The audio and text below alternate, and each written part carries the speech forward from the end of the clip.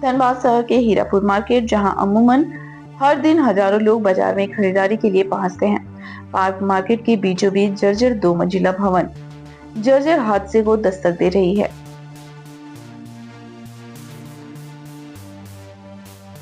बारिश के इस मौसम में यह जर्जर भवन कभी भी धराशायी हो सकता है। इस जर्जर भवन के नीचे 5 दुकानें संचालित हैं।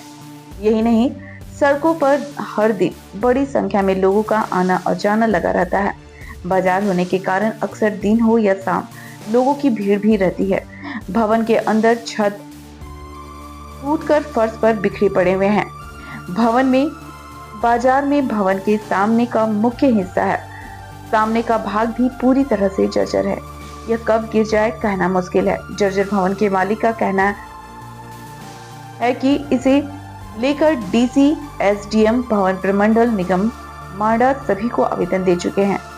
विभाग द्वारा कंडम घोषित कर दिया गया है। ध्वस्त कराने के लिए आवेदन दिया गया है, लेकिन अब तक इस दिशा में पहल नहीं की गई है। कभी भी यहाँ हादसा हो सकता है, लोगों की जान तक जा सकती है। यदि यहाँ हादसा होता है तो इसके लिए जिला प्रशासन जिम्मेवार होगा। वहीं जर्जर भवन में संचालित दुकान के दुकानदार जयंत प्रमाणिक ने कहा कि दुकान में जानमाल का कोई खतरा नहीं है। इसकी जांच के लिए सीओ को आवेदन दिया है। दुकान की रिपेयरिंग खुद से कराते हैं। मकान मालिक के द्वारा कभी भी रिपेयरिंग नहीं किया गया। उन्होंने कहा कि जबरदस्ती का इसे डैमेज किया जा रहा है। उन्होंने कहा कि अगर कोई हादसा होता है तो इसके लिए मकान मालिक जिम्मेवार होंगे। वहीं एसडीएम उदित रजक ने कहा कि मामला मेरे संज्ञान में आया है। अंचलाधिकारी से जांच के बाद नियम सम्मत जो कार्रवाई है वो की जाएगी।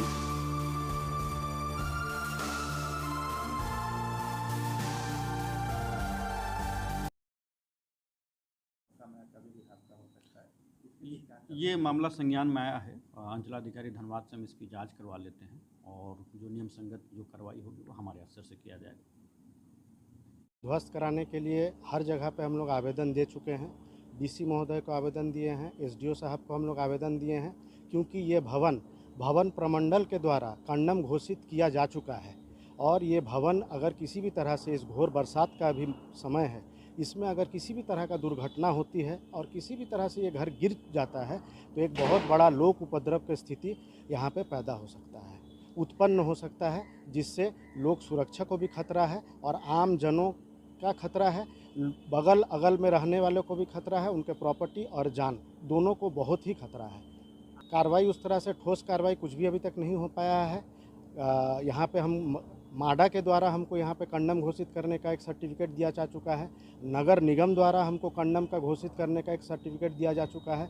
भवन प्रमंडल जो एक्सपर्ट होते हैं बिल्डिंग सब्जेक्ट में, उनके द्वारा भी एक सर्टिफिकेट दिया जा चुका है कि ये एक अनसेफ बिल्डिंग के कैटेगरी में आता है। इस पे रहना, किसी भी तरह का बिजनेस करना और इसके अगल बगल में जो लोग रहते हैं उनको हर समय अपने संपत्ति और जान दोनों के ऊपर खतरा बना हुआ है। जिला प्रशासन जिम्मेवार है इसके लिए, और जो लोग इस पे अवैध रूप से कब्जा बनाए हुए हैं, मोहबस में यहाँ पे रह के वो अपने भी क्षति कर रहे हैं और जाने अनजाने में बहुत लोगों का भी क्षति हो जाएगा। एक अप्रिय घटना अगर किसी तरह घट गई तो हम सरकार से न्याय चाहते हैं कि इसको अविलंब जो है, जो अनसेफ बिल्डिंग के कैटेगरी में है, उसको ध्वस्त किया जाए। सिर्फ यही नहीं, और भी नगर में जितने, क्योंकि अभी कुछ दिन पहले ही यहाँ पे झरिया में एक बहुत अप्रिय घटना घटी थी।